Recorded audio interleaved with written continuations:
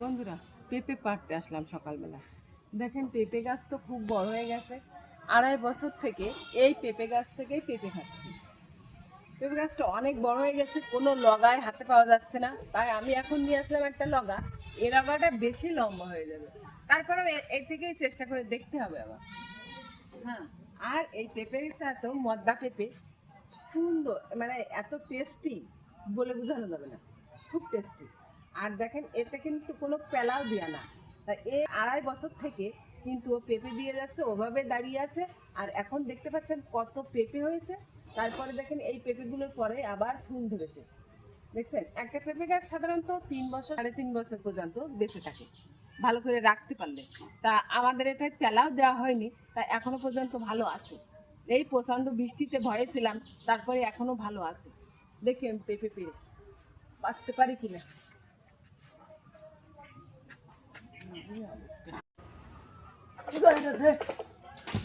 পারতে গেলাম, একটা পড়ে গেল, আর একটা।